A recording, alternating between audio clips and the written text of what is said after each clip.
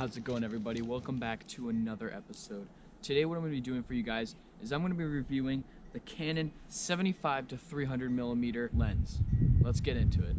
Okay guys, so before we get into the review, let's just go over the specs of this camera. So this camera is a 75 to 300 millimeter zoom range. So that means you can start off with 75 millimeters and extend all the way out to 300.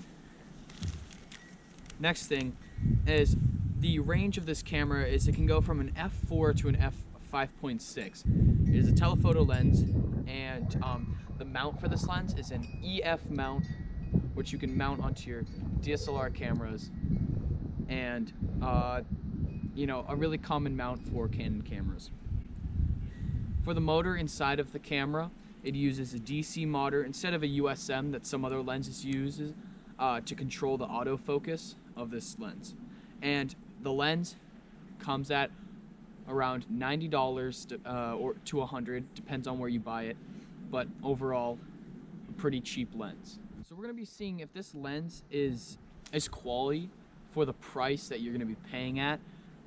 Usually lenses that come at around, the $100 to $200 range can be iffy sometimes with the quality, the build quality, and the overall image that you get from the lens. So we're going to be testing to see if this lens can be a great budget option for people who are starting out in photography, and to test and go through the paces with this lens. So guys, I've had this lens for about a year now, and I've just been running it through its paces with different climates: winter, summer, spring, fall. Different scenarios with sport photography, stills, and just different, even with portraits and different other kinds of photography. And so some of the pros I've found with this camera is, like I've mentioned, it's cheap. So if you're getting into photography, this would be a great option to buy for a starting lens, other than the kit lens that you would get. Another awesome part of it is it's a light lens. It's a pretty light lens. For a telephoto lens, it's not that heavy. So carrying this around places for a long amount of time, it's not going to be that much of a problem. And another good positive of this lens is it's got a pretty far zoom range, as you can see here. And even though the f-stops on this lens aren't that low, you can still get some pretty good bokeh if you stand far away and zoom all the way in. You'll get that nice blurry background that you're looking for. So guys, one slight problem about this lens is it's almost complete plasticky build to it. It's got that full plastic. Even the mount is plastic except for the connecting piece that lets you use the autofocus. The buttons, they feel okay. Actually, I think they're pretty good quality. This lens does not have image stabilization, but you can switch between autofocus and manual focus. But I usually honestly keep it on autofocus most of the time. And touching about the autofocus with this lens, it is a little bit slow, but you kind of expect that from a more budget end lens. With the higher end lenses, you're able to get almost instantaneous autofocusing.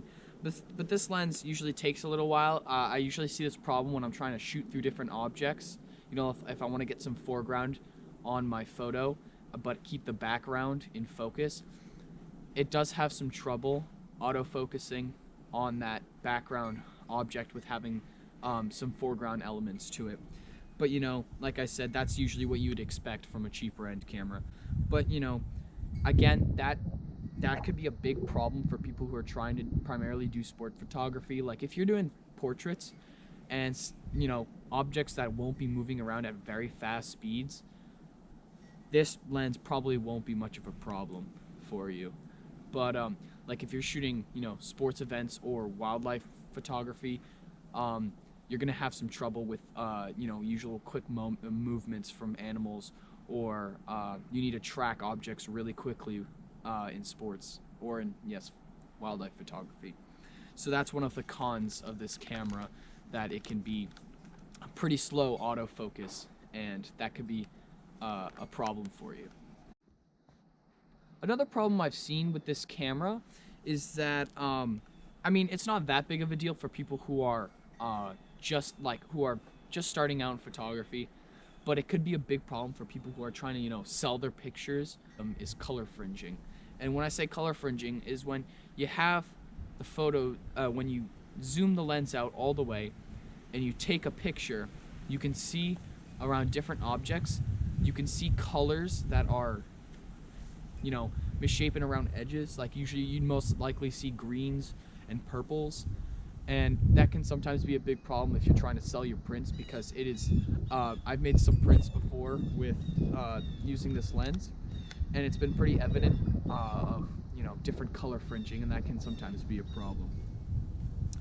But honestly, my final review of this lens, I honestly think it is a great purchase for people who are just starting out in photography. I know you can get on Amazon and just Walmart or any stores that sell camera gear, your local camera stores, that you can get a set of the set that comes with the Canon EOS Rebel T6, and I think maybe the T6i and the T7 and the T7i.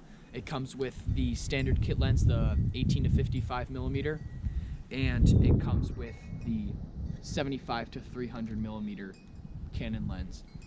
And with the EOS Rebel T6, that gets you to around $450. Depends on what your depends on where you're buying it, honestly. But usually they're around the same price everywhere.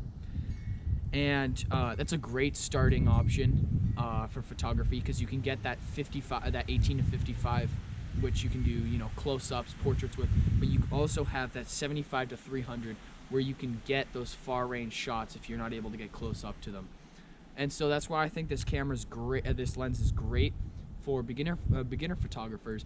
But if you're more experienced, I wouldn't suggest looking into this lens, because, you know, even though it's at such a cheap price, if you're trying to make photography as your living, if you're currently having having photography as your living, you shouldn't get this lens, because you can get better lenses on the market if you're primarily making your job photography and primarily placing most of your budget on photography gear. So that's my final review, guys. I hope you enjoyed this video. Make sure to like and subscribe. Let me know if you want me to review any more camera gear, and if you guys have any questions about this lens, or what scenarios what scenarios it works best in, what scenarios it doesn't work best in, just let me know down in the comments, and I'll make sure to reply to them. So as always, you guys, I hope you have a great day. Peace out, guys.